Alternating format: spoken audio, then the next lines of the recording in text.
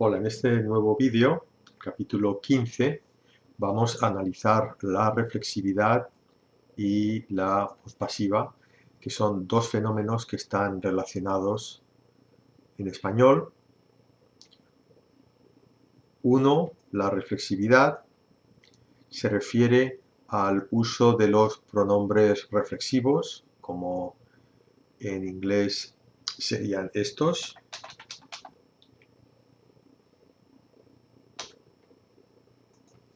Sería mi en español, perdón, te, me en español, te y los demás.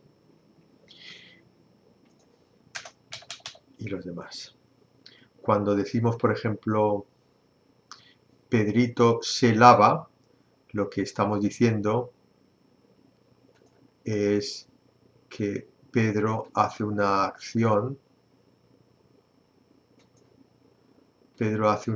sobre sí mismo. Así que Pedro lava a Pedro. Pedro, o mejor, aquí.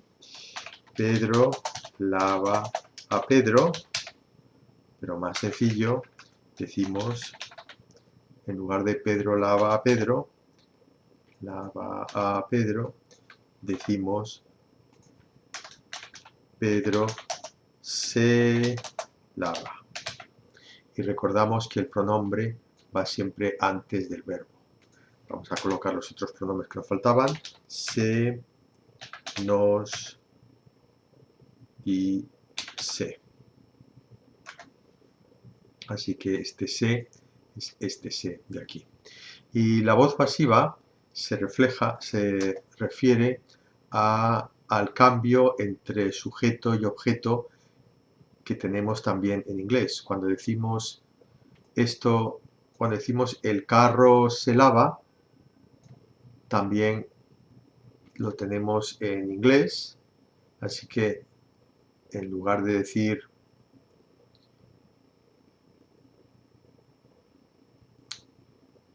el carro,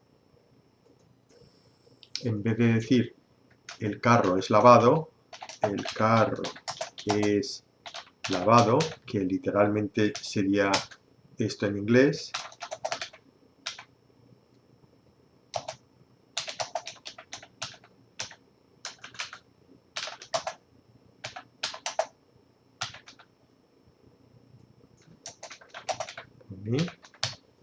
Pues esto existe en español, pero es mucho más común decir esto. El carro se lava.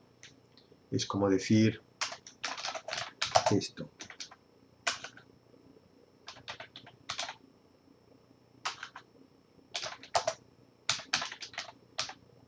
Así que en español se puede decir de esta manera. En español se puede decir de esta manera, pero es mucho más común decir esto. Y nos damos cuenta de que en la voz pasiva también estamos utilizando los mismos pronombres. Muy bien, pues hablando en detalle sobre la reflexividad, tenemos que saber que en español los pronombres reflexivos son estos de aquí, vamos a completarlos.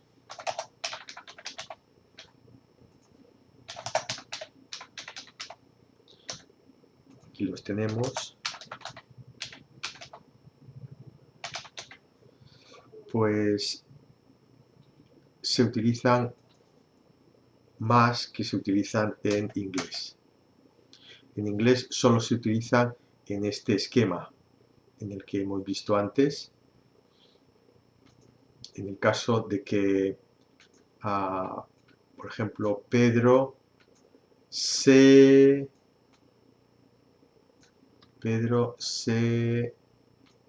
mira. Imaginemos que tiene aquí un espejo y él se mira en el espejo. se mira.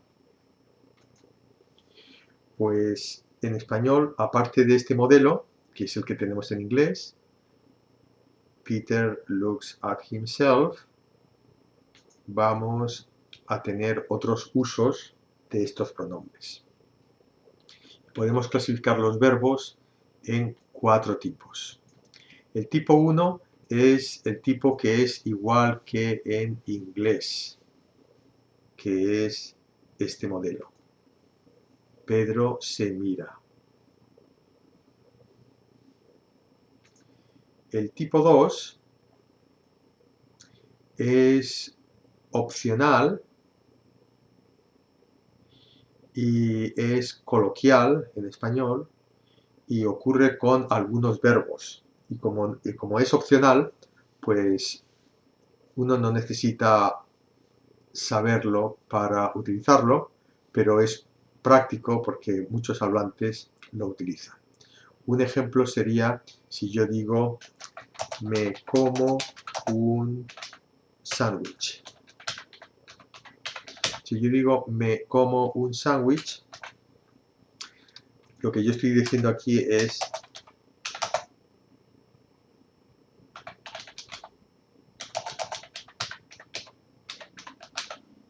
que en inglés no tiene sentido, pero en español es muy común usarlo.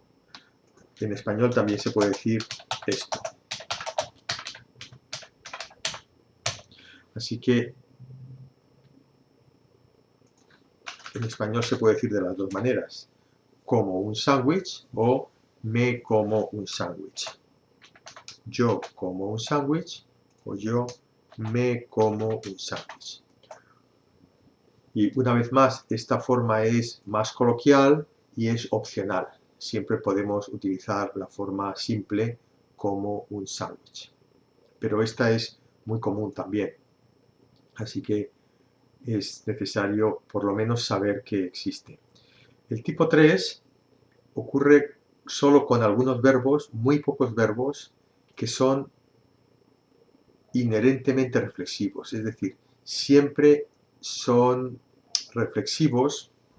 Perdón, este tipo 3 se refiere a verbos que tienen dos usos. El tipo 4 son los verbos que son inherentemente reflexivos. Tipo 3 actúa sobre algunos verbos que si son reflexivos tienen un significado, si no son reflexivos tienen otro significado. Por ejemplo, empeñarse, existe el verbo empeñar, que es esto en inglés, y existe el verbo empeñarse, que es esto en inglés. Así que no es lo mismo decir yo empeño algo que yo me empeño en algo. Aquí tiene este significado, pero si yo le pongo el me, entonces tiene este significado, ¿no? Si yo quiero decir tú empeñas en algo, tendría que poner aquí te, tú te empeñas en algo. El tipo 4S son los verbos que son inherentemente reflexivos, solo son reflexivos, no existe la forma no reflexiva. Por ejemplo, quejarse. Quejarse, vemos que siempre tiene esta partícula al final, así que será yo me quejo, I complain, tú te quejas, he complains, etc. Y ejemplos de verbos que son inherentemente reflexivos, pues todos los verbos que en inglés llevan este sufijo. Por ejemplo, este verbo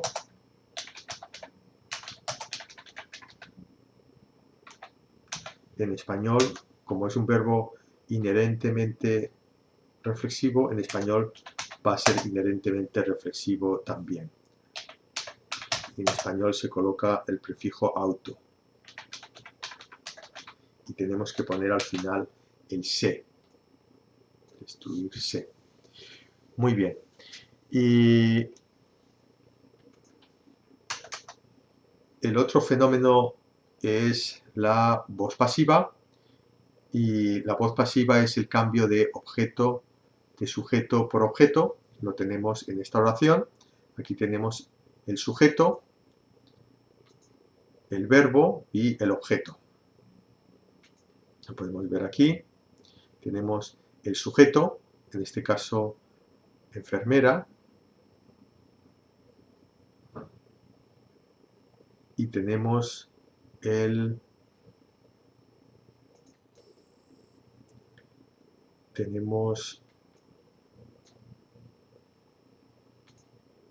esta imagen de un sujeto que actúa sobre un objeto. Y diríamos: la enfermera controla la máquina. Este es el sujeto controla la acción, la máquina.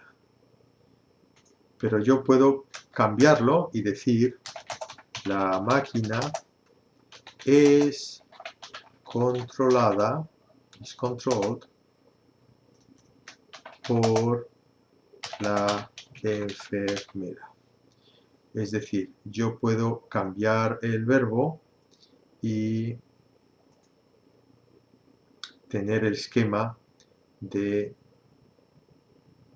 la máquina es controlada por la enfermera. Y esto es lo mismo en inglés. Pero en español se prefiere esta forma. La máquina se controla, que es la forma pasiva en español. Y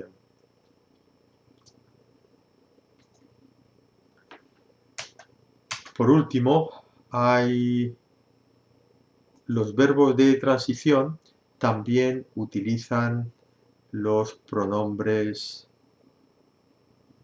reflexivos, por ejemplo, para decir I got sick, yo voy a decir me pongo enfermo.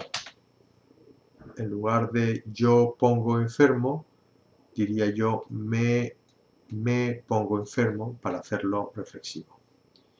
Y esto es también un caso de reflexividad. Así que hemos visto que los pronombres reflexivos se utilizan para la reflexividad en los 4 casos.